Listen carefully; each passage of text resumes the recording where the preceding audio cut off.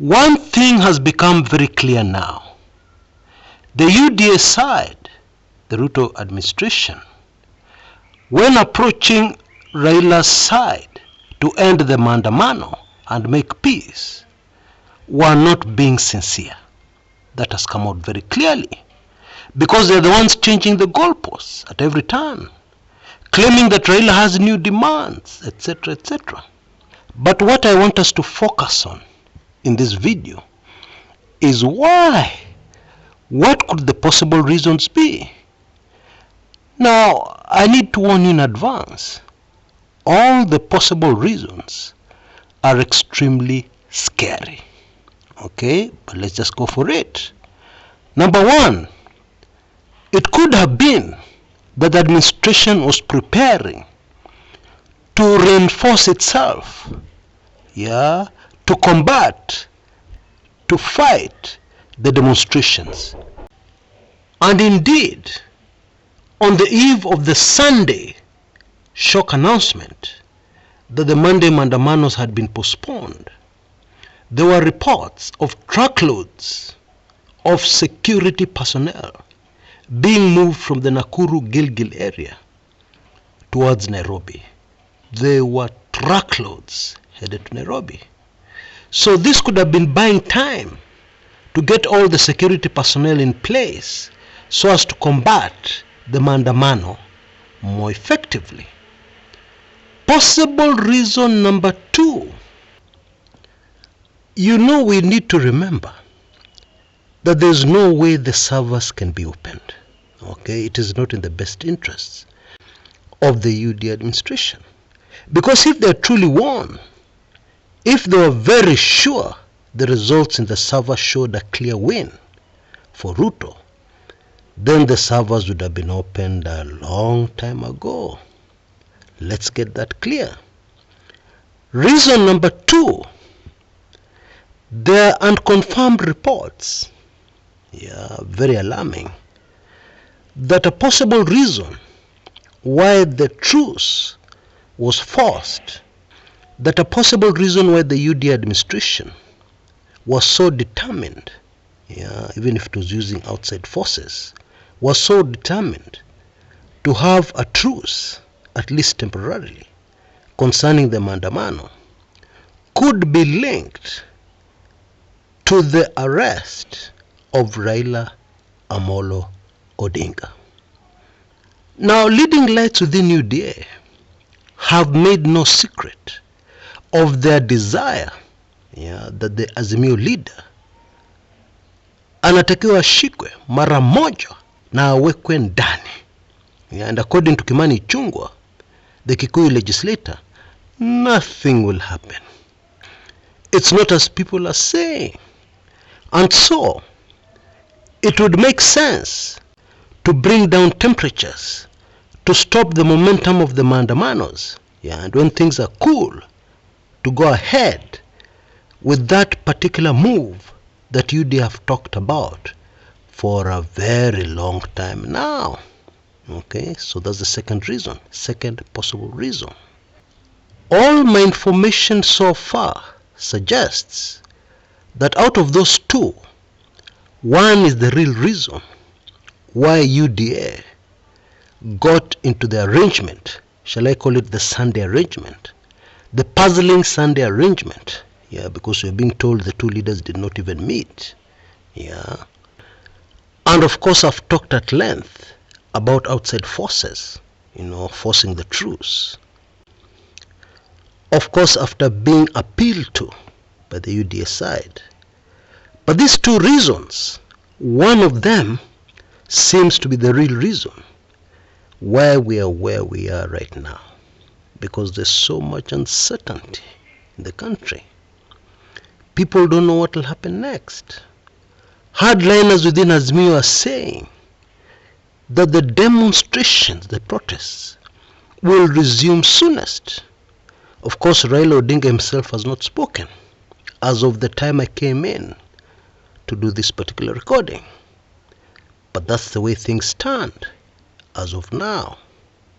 I'm of course keeping a very close eye on developments and digging for information all the time on your behalf, so that you're ahead of the pack when it comes to knowing what is happening in our dear motherland of Kenya.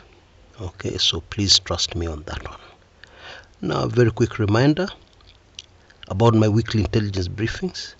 It is impossible to fully understand what is going down and what may go down shortly without taking a peek at my weekly intelligence briefings. So please take advantage of the latest offer. Details on your screens right now. You need to know that there's some very shocking information linked to what is currently unfolding in our dear motherland. You know, all through the year 2022, last year, I was talking on this channel about the character of a man. And I know I bored some of you, the way I repeated it so many times, the way I gave so many examples. But where we are now as a country, the character of the main players, the character of the decision makers is coming into play, and it is critical. It will make a huge difference, okay? Because when you have people at the helm of a country, people with such powerful clout amongst the masses, like one Raila Amolo Odinga, their character comes sharply into focus. And a man reaches a point whereby they have to make a choice between their own personal selfish gain, their own personal selfish ambition, and saving the country called Kenya. Okay? And sadly, for some characters, that could be a no-brainer. Me comes first. My interest comes first. The other things come in later. Let us just pray that the people involved will rise to the occasion and even surprise us, and act as they should act, believing, because this is the truth, that Kenya is much bigger than all of us. And the interest of Wanjiku, the interest of the ordinary person down there, the very livelihood and even the life of that ordinary Kenyan is much more important than somebody's personal interest, selfish interest and ambition. Let our leaders surprise us, please, for the sake of the country. Until next time, this is Chris Kumekucha. Captured on video by John Allan Namu, previously of KTN and company. I'm sure most of you viewed that footage. It's a horror story. Now, in case you have not heard, this particular footage has made it to various international news organizations. It has been viewed by people all over the world, including powerful Western nations and their decision makers. Indeed, I believe, and I said this yesterday on our Telegram forum, that one day when historians refer to this day, they will say this particular video footage was the turning point in many ways. The turning point of the fight for electoral justice in Kenya. Let me just give you a small illustration. Somebody robs you.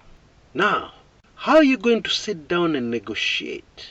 Are you going to negotiate so that the person who stole from you keeps half your property, or maybe 60% of your property, maybe even 20% of your property? Are you going to carry out that kind of negotiation?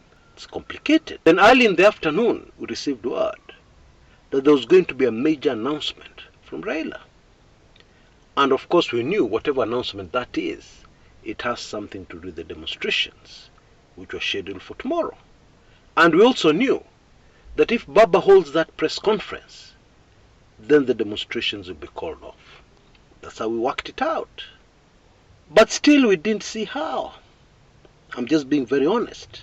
We were discussing with this other analyst. He doesn't have any forum or outlet.